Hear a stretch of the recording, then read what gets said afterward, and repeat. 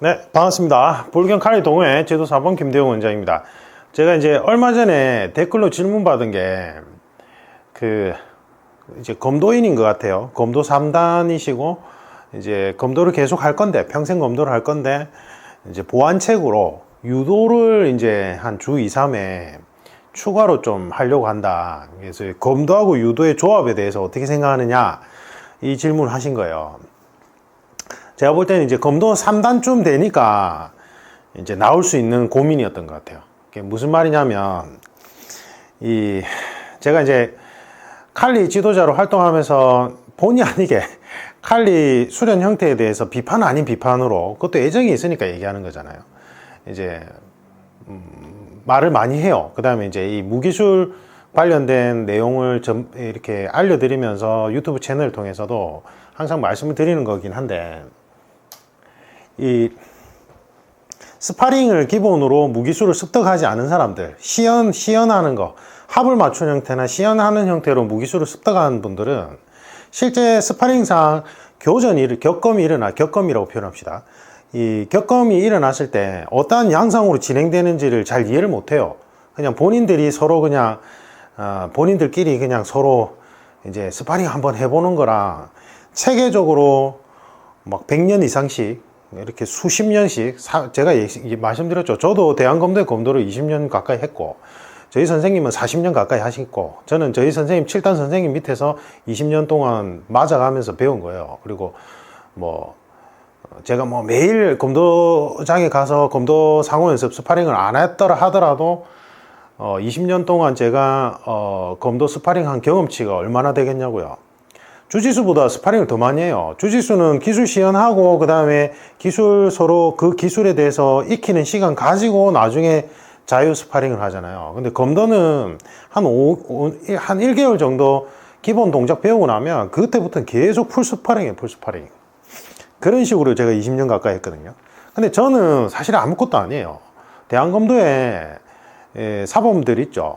4단 이상들 사범님들 보면 20년 30년 기본이고요. 저희 선생님 같이 7, 8단 선생님들은 40년 50년 동안 수만 명의 사람들하고 수십만 시간 이상을 스파링을 한 거예요. 몽둥이로 서로 치고받고 한 거라고요. 그러니까 그 데이터상의 스파링 경험칙은 아무도 뭐라고 말가부가 못하는 거예요. 그 부분은. 제가 이제 그러한 기본적인 입장에서 봤을 때 칼리가 기술 체계가 워낙 복잡하니까 이 보호 장비를 착용해서 그러한 스파링 중심의 체계로 구축하기가 되게 힘들어요. 그래서 그러한 경험치가 없는 상황에서 본인들끼리 서로 마스터라 얘기하면서 서로 이야기를 하는 부분이 오류가 엄청 많아요. 진짜로. 제일 대표적인 게 제가 뭐라고 했습니까? 아베니꼬 이거 관절 다 나가는 거랬잖아요. 그러니까 아베니꼬가 손등이 위로 가면서 베는 형태는 돼요. 근데 이게 이제 가벼운 이 나무 라탄 스틱 사용하다 보니까 이게 된다고 주장하니까, 마스터가 주장하니까 우리도 된다 이렇게 생각하는 건데, 이 관절 다 나가는 거예요, 이거는. 이제 여기에 대해서는 제가 이미 설명해 드렸고, 그 다음에 이제 스파링 전개 양상에 있어서도 이제 잘 모르는 부분 중에 하나가, 무기술의 기본은 내 인체가 낼 수 없는 거리에서 공격이 들어가는 게 기본이에요. 그게 나의 이점이라고요. 맞죠? 그걸 이제 간압으로 표현을 하면서 간압의 이점을 살려야 돼요. 그런데 한 손 검을 들고 있으면서 맨손 거리 안에서 서로 막 빠르게 주고받고 있는 건 아무 의미가 없어요. 실제로 그렇게 격검이 진행이 안 돼요. 어떻게 진행이 되냐면, 실제 내가 만약에 서로 죽고 죽이는 기본이다. 그래서 내가 한 대 맞으면 내가 죽었다라는 전제하에 스파링을 진행해 보면, 한 손 검 간압에서 일족일도로 들어가는 간압에서 서로 간에 원간에서 간압으로 가다가 붙는 경우가 생겨나요. 서로 공격의 간압이 뒤엉켜서 딱 붙는 경우가 생겨난다고. 맨손 간압 안으로 들어온다고요. 맨손 간압 안보다 더 들어오는 경우가 있어요. 이제 이게 검도에서는 코동이 싸움이죠. 그래서 서로가 동시에 공격 기술이 들어가면서 서로의 거리가 제로에 가깝게 수렴한다고요. 그때 이제 코동끼리 서로 어떻게 기술을 전개하느냐 이거거든요. 그래서 이제 스포츠화된 현대 검도에서는 이때 코동이 싸움에서 그냥 태경머리를 한다든지 물러나면서 공격하는 걸로 바뀌었지만, 제가 검도장에서 이제 초창기에 90년대 때 이제 검도장에서 처음에 검도를 할 때는 저희 도장이 좀 옛날식이긴 했는데 저희 이제 제 선생님이 사실은 최연소 유도사범 출신이었거든요. 그래서 검도장 분위기가 좀 그렇긴 했는데 저희 때는 코동이 때 바로 엮어서 넘어뜨렸어요. 그리고 그때 유도환자 선생님들은 그냥 주먹으로 가격도 했어요. 이렇게 빵! 빵! 그 다음에 잡아뜨리고 빵! 베는 것까지 그렇게 했어요. 그러니까 여기서 이제 함축하는 바는 뭐냐면 무기술에 있어서 서로 간에 원간에서 막 공격을 했죠. 그리고 하다 보면 서로 간에 거리가 제로에 가깝게 수렴하는 경우가 있거든요. 그때 필수적으로 숙지를 하고 있어야 되는 게 테이크다운 기술이에요. 테이크다운. 그래서 이제 동양으로만 이제 한정해서 일본 같은 경우에 이제 전투 기록상을 이제 분석해 보면 이 사무라이들이 서로 간에 막 이제 전투에서 교전하잖아요. 검으로 교전하다 보면 맞붙는 경우가 많다. 그래서 그때 유도식 테이크다운을 한 다음에 가지고 있던 단검으로 찌르거나 아니면 장검으로 대서 베더라. 이제 그런 기록들이 많이 남아 있어요. 그러니까 다시 얘기하면 현대 축도 검도에서는 코동이 싸움에서 코동이로 걸어가지고 넘어뜨리는 걸 점수로 인정 안 해주죠. 반칙이죠. 그래서 코동이 싸움 할 때는 서로 간에 허점을 보다가 퇴격으로 빵 치는 것까지는 인정한단 말이에요. 맞죠? 그는 이제 시합상 안전을 위해서 테이크다운까지 허용하게 되면 검도 호구로 착용한 상태에서 넘어지면 뼈가 부러질 수 있거든요. 그래서 그 시합상 안전을 위해서 그렇게 한 거고, 근데 실제상으로는 그 전투가 벌어졌을 때는 넘어뜨리더라, 걸고 넘어뜨린 다음에 베더라, 아니면 찌르더라, 이렇게 되는 거예요. 그러니까 검도 이제 한 3단쯤 이상 넘어가기 시작하면 거기에 대한 욕구를 가지게 돼요. 저도 그랬어요. 저도. 근데 이제 저 같은 경우에는 검도하기 전에 유도를 잠깐 했었고, 그리고 택견은 워낙 오래 했는데 어릴 때부터 택견은 테이크다운이 많아요. 택견도 이렇게 막 많아요. 택견은. 그리고 택견 견주기 시합 하다 보면 넘어뜨리는 기술을 많이 쓰기도 하고, 그래서 이제 저 같은 경우에는 이제 그게 자연스럽게 활용이 됐던 거고. 근데 저도 이제 아이키도도 한번 익혀볼까 이런 생각도 하긴 했어요. 왜냐면 이제 어차피 검도는 스파링 위주로 계속 하니까 아이키도가 뭐 시연용이니 실제 기술이 가능하니 안 하니 뭐 이런 얘기는 있지만, 사실은 무기술에 있어서 교착 상태 때 아이키도와 같은 기술 구현은 유용하거든요. 그거는 이제 무기술을 기반으로 해서 하나의 시스템이 구축되어 있는 거라서 저는 검도하시는 분들한테는 아이키도도 괜찮다고 생각해요. 이제 보조 수단으로. 근데 유도도 너무 좋죠. 사실은 유도가 제일 좋긴 해요. 유도하고 레슬링하고.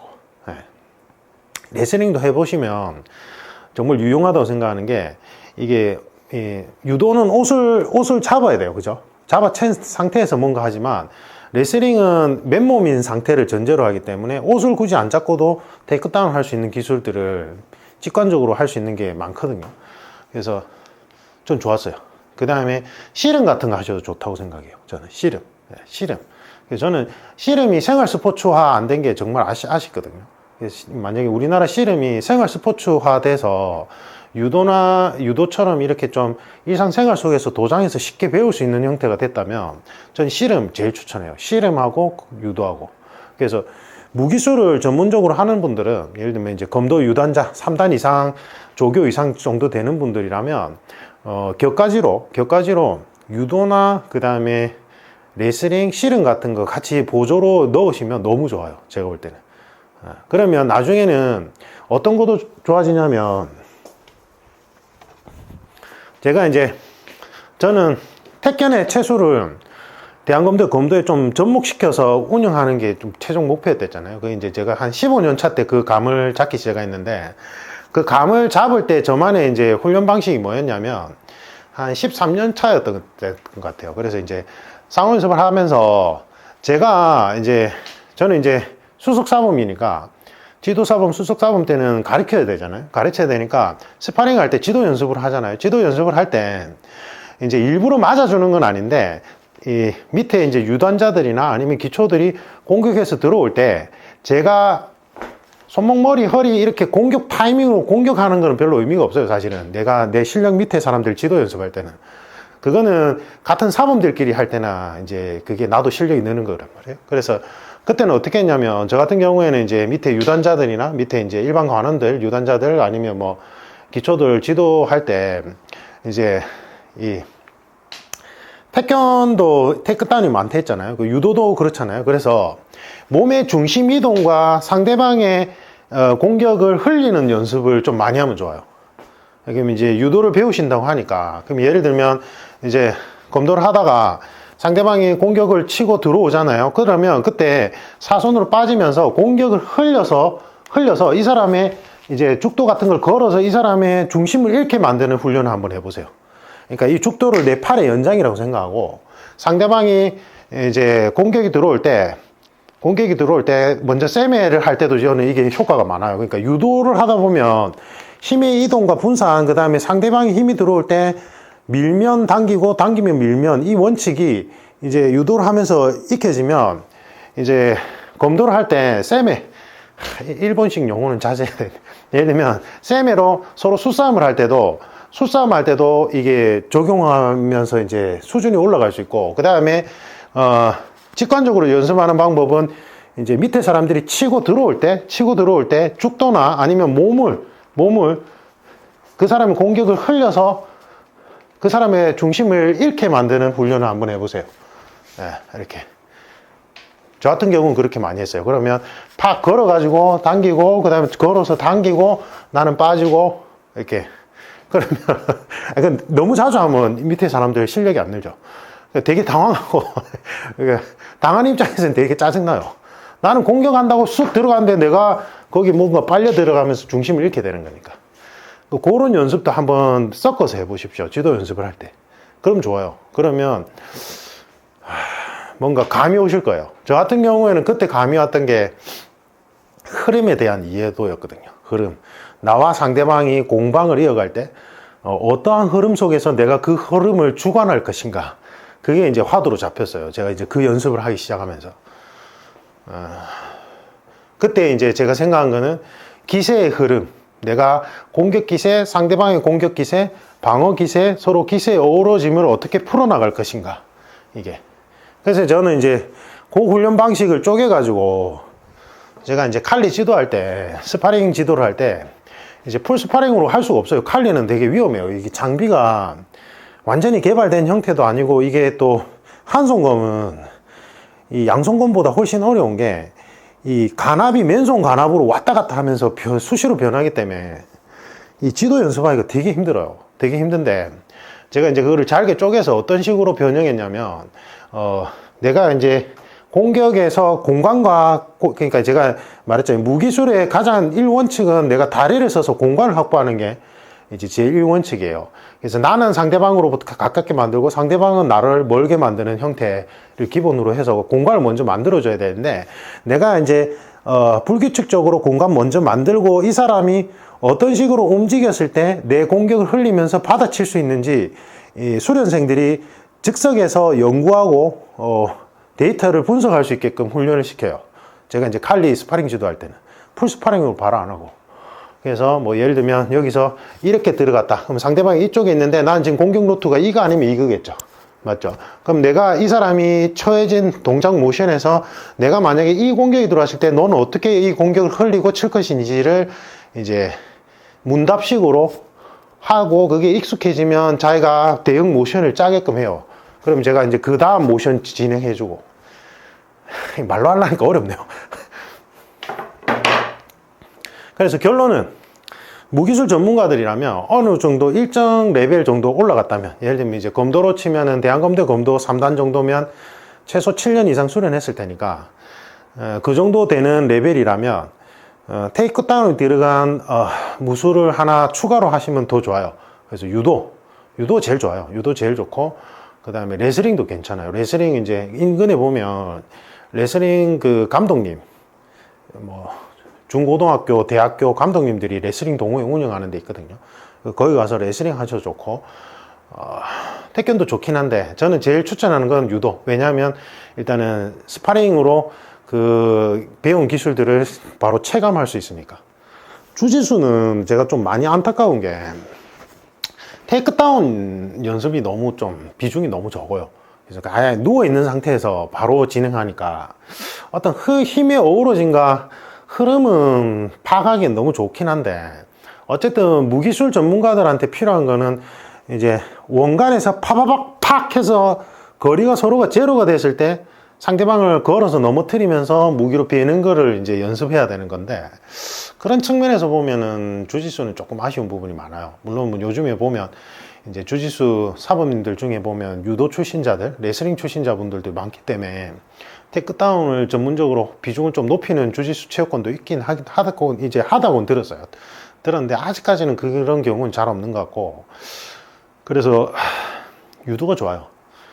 대한검도의 검도를 계속 평생 하시는 분들이라면 유도 좋아요.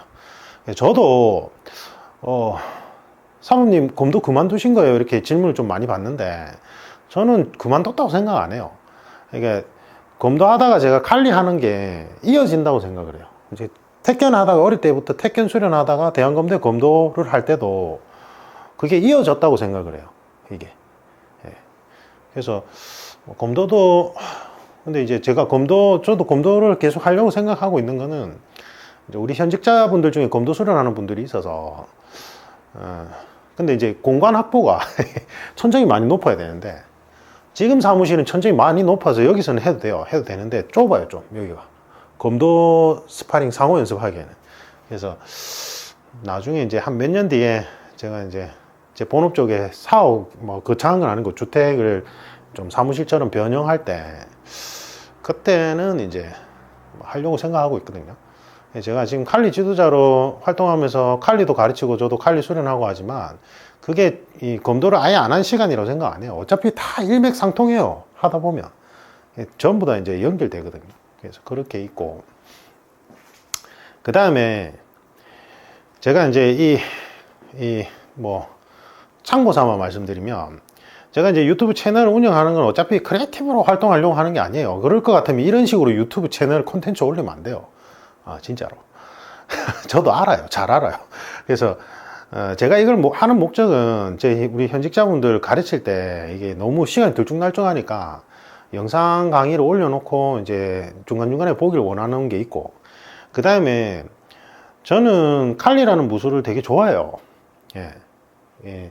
검도할 때 아주 옛날부터 독학은 했지만, 실제로 제가 지도자 과정 이수하고 활동을 시작한 거는 그렇게 오래되진 않았지만, 뭐 그 전부터 본인들끼리 자체적으로 세미나 열고 지도자 과정 활동한 분들도 많고, 뭐 다채롭게 많이 섞여 있어요. 보면은 이 칼리 지도자분들 무술 배경이, 그분들 나름대로의 어떤 색깔이나 이게 좋다고 생각하는데, 제가 안타까운 거는 국내에 이게 활성화가 안 돼 있는 게 너무 안타까워요. 그래서 칼리 지도자 하다가 칼리 체육관이 잘 안 되니까 다른 무술하고 그냥 짬뽕으로 병행해서 하는 경우가 많아요. 근데 그게 전 절대 나쁘다고 생각 안 하거든요. 이제는 융합 학문 시대라서, 사실은 이제 일반인들 니즈에는 내가 여기 갔는데 팀메드처럼 킥복싱도 배우고 보완이 가능한 주짓수도 배우고 하면 너무 좋은 거예요. 그래서 그러한 학교 개념으로 바뀌어야 돼요. 제가 볼 때는 무술 학교 개념으로, 이런 도장 개념이 아니라, 단일 종목 도장 개념보다는 내가 선택해서 이 과목 저 과목도 들어볼 수 있는 무술 학교 개념으로 바뀌어야 된다고 생각하거든요. 저는 장기적으로 그게 맞다고 생각해요.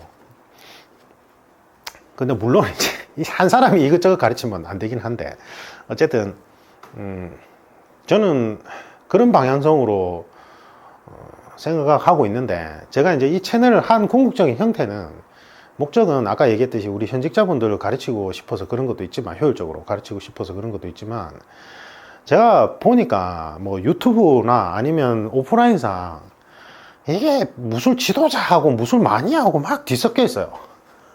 그리고 자기들끼리 무술 지도자로 칭해줘, 사범님이라면서. 전 그게 솔직히 말하면 처음에 되게 황당했어요. 왜냐면 대한검도에 검도하시는 분들은 아시겠지만, 우리가 사범이라고 칭하려면 최소한 한 10년 이상 가까이 하면서 사단 시험도 한 번에 합격하기 힘들잖아요. 요즘에 뭐 그나마 좀 많이 합격하기가 수월해졌지만, 옛날에는 진짜 한 번에 합격한 경우도 잘 없었어요. 일반 생활체육인들이. 그렇게 이제 오랜 시간 투자해서 이제 된 거잖아요. 근데 뭐 이제 칼리야 뭐 이렇게 집체 교육식으로 해서 뭐 이렇게 집체 교육식 지도자 과정이 배출되는 거는 그 나름대로 의미가 있기 때문에 그런 부분은 상관이 없는데, 그냥 자기들끼리 혼자서 그냥 이 무술 저 무술 책이나 비디오로 보고는 자기가 지도자래. 그리고는 막 유튜브에상 뭐 아는 척을 많이 하는데, 가만히 들어보면 이 스파링 경험치도 아예 없는 상황에서 말하는 경우가 너무 많아요. 오류가. 예. 실제로는 저렇게 전개가 안 되는데 마치 전개되는 것처럼 뇌피셜로 논리적으로 막 얘기를 해요. 복부를 찌르면 커팅하고 치고 뭐 이걸 하고 그 다음에 뭐 이렇게 들어간다 이러면 막 그럴듯해 보여요. 근데 사람은 호소하기도 않을 뿐더러 내가 한 두 동작 움직이는 동안 이 사람이 한 동작만 움직인다고 가만히 있지도 않거든요. 내가 한 동작 움직일 때 저 사람도 한 동작 움직일 수 있단 말이에요. 같은 속도계에 살고 있기 때문에. 예, 내가 무슨 인간을 능가하는 무슨 초인이 아닌 이상은. 예, 근데 기술 전개 양식 보면은 상대방은 호소합이고 상대방은 이라고 가만히 있는 전제하에 막 이라고 혼자서 뭐 움직여요. 막. 그리고는 오 이라는 거예요. 오 이러면서. 원리를 위한 원리 습득을 위해서 지도자들끼리 서로가 연구하는 측면에서 하는 거는 상관이 없는데, 일반인들한테도 막 그거를 막 쇼처럼 보여주면서 막 이게 된다는 식으로 얘기를 하니까 그거는 사기꾼들이거든요. 네. 계속 유튜브 채널 시작했어요. 제가 지금까지 설명드린 내용은 제 개인적인 어떤 생각에 의해서 말하는 거는, 아까 얘기했듯이 뭐 수싸움 할 때 뭐 내 경험치를 녹여내서 뭐라 표현하는 거는 제가 정확하게 분류를 하잖아요. 이거는 지도자들마다 표현 양식이 다르다. 쌤애를 표현할 때 나는 이렇게 표현하는데 어떤 지도자는 이렇게 표현한다 이러면서 제가 학설의 여지가 있는 부분들, 지도자들마다 경험치에 따라서 다르게 표현해야 되는 부분들은 제가 얘기를 하잖아요. 근데 제가 확실하게 이거는 인체 구조상 절대 할 수 없는 부분이다 라고 말씀드리는 건, 이건 제 개인적인 의견이 아니에요. 그냥 지극히 논리적이고 인체 구조상 되냐 안 되냐 그 문제라고요. 예를 들면 라탄 스틱을 휘두를 때 원을 그려서 풀스윙으로 휘두르는 건 아무짝에 쓸모없는 거예요. 이거는 타법도 아니고 배기도 아니라고요. 배는 거라면 제가 전에 영상에서 설명드렸다시피 3분의 1 지점에서 닿았을 때 당김으로써 배주는 거라고요. 그냥 원을 그려서 야구 휘두르듯이 풀스윙해서 배는 게 아니라고요. 이거는 너무 비효율적이라고요. 탑법 같은 경우에는 이렇게 해버리면 공격이 그 사람 대상물 물체로 전달되는 게 아니라 흘러내리는 형태가 되기 때문에 더 말이 안 되는 거예요. 근데 파워 스트라이크 하면서 원을 그리면서 막 이렇게 하고 있어. 그러고는 오 이러고 있어요. 관절 다 나가게. 라탄으로 해도 관절이 아픈데. 예. 그러니까 이게 탑법인지 배는 플로인지 구별도 못하고 서로 간에 막 짬뽕으로 뒤섞어가지고 세게 휘두르면 파워가 셀 거라고 말도 안 되는 그렇게 따지면 복싱 하는 사람들이 주먹 뻗을 때 내가 이렇게 휘두르면 이게 센 거예요. 이게 온몸에 경직이 돼가지고 오히려 비효율적으로 힘이 전달이 안 된 거지. 그거는 그렇게 생각하면서 이거는 왜 내가 그냥 원을 그리면서 세게 휘둘러라 이렇게 얘기하냐고요. 그럼 주먹도 이렇게 해야 되겠네. 그럼 세게 휘둔 거네, 세게 친 거네. 말이 안 되잖아요, 그거는. 맞죠? 몸을 부드럽게 이완시킨 상태에서 최대한 효율적으로 가볍게 에너지를 전달할 때 힘이 더 실리는 거죠. 맞죠? 그 무기술도 똑같아요. 근데 이상하게 무기술만 이게 비전문가하고 매니아들하고 막 뒤죽박죽 섞이고 스파링 경험치라고는 전혀 없고 합을 맞춘 형태로 수십 년 하고는 자기가 막 지도자래. 그리고는 막 이게 진짜 실전 얘기하면서 이게 실전 무술이라면서 말도 안 되는 카람빗이 실전 무술이에요. 이거 바나나 따는 거 바나나. 그리고 칼리에서 제가 알고 있기는 없어요. 안에 정규 과정에. 예.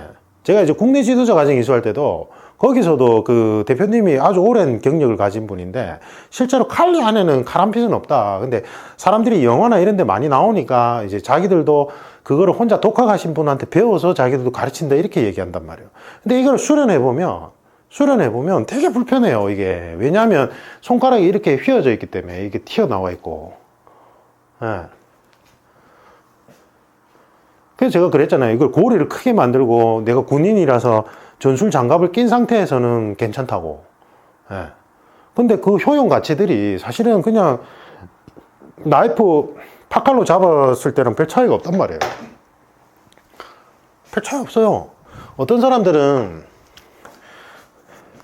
카람빗에 뭐 요면하고 요면을 같이 배해주니까 더 입체적이라고 얘기하는데, 그렇게 따지면 나이프도 분명히 이면하고 이면이 있어요. 나이프의 종류에 따라서 한 면만 있는 게 아니라. 예. 그리고 막 실전이래.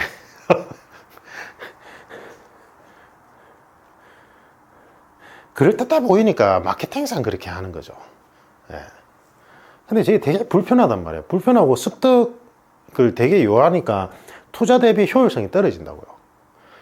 예. 무술이란 건 기납법으로 인류가 경험칙에 의해서 수천 년간 계속 실제 사용해 보면서 그게 가장 효율을 추구하는 방향으로 만들어진 거예요. 그러니까 경험과학의 결정체가 무술인 거예요. 그래서 비효율적인 동작은 내가 투자 대비 효율성이 떨어지는 건 실제 총이 등장하기 전에는 내가 죽을 수도 있는 문제였기 때문에 가장 효율을 극대화하는 형태로 발전해 온 게 무술이란 말이에요. 무기술이라고. 예. 근데 막 그냥 실전만 붙이면 돼. 앞에 실전 무술이라. 실전 무술이 어디 있어요? 실전 무술이 어딨냐고요. 실용적인 무술은 있죠. 내가 목적하는 목적하에서 실용적인 무술이 있다고요. 제가 전에 그랬잖아요. 예전에 교도관 분 중에 진짜 날라다닌 교도관님이 있었거든요. 그분은 전에 영상에 올려드렸는데, 실제 교도소 안에서 폭동이 일어나잖아요. 그때 제압할 때 합기도가 제일 좋대요. 그 다음 유도. 좁은 장소니까 유도 업치기 매치기가 하기가 힘든 상황도 있기 때문에 합기도식으로 바로 서 있을 때 관절을 꺾어버리는 게 더 효율적이라는 거예요. 그분 업무상으로는. 그럼 그분한테는 합기도가 제일 실용적인 무술인 거죠. 맞잖아요. 근데 합기도는 스파링도 없고 관절기니까 서로 가만히 있는 상태에서 하니까 실제 실전성이 없다 이래버리면 안 된다는 거예요. 예. 목적에 따라 달라요. 예. 제가 이제 뭐 칼리도 스파링 중심으로 안 하면은 소용이 없다. 이거는 제가 말하는 목적상으로는 그렇다는 거지. 그렇다고 해서 합을 맞춘 형태로 수련을 하는 게 전혀 실용성이 없진 않아요. 그거는 본인이 어떤 직업군인가에 따라 다르단 말이에요. 예를 들면 군인들 같은 경우에는 저처럼 스파링 중심으로 그렇게 오래 수련할 필요가 없어요. 맞잖아요. 왜냐하면 총이 주가 되는 전장에 살고 있는 사람들이라서. 맞잖아요. 그러면 뭐 곰도 한 2단 정도의 무기술 스파링 경험치만 있어도 충분하단 말이에요. 그분들 입장에서는. 그렇죠? 그러니까 어떤 목적이냐에 따라 다른 거예요. 실용적인 무술은 있겠지만 실전성 이런 거는 말이 안 돼요. 그거는. 네. 또 이야기가 3000%로 빠졌습니다. 제가 검도장에 딱 나오고 나서 칼리 지도자 활동하면서 지금 거의 5년째거든요. 5년째인가?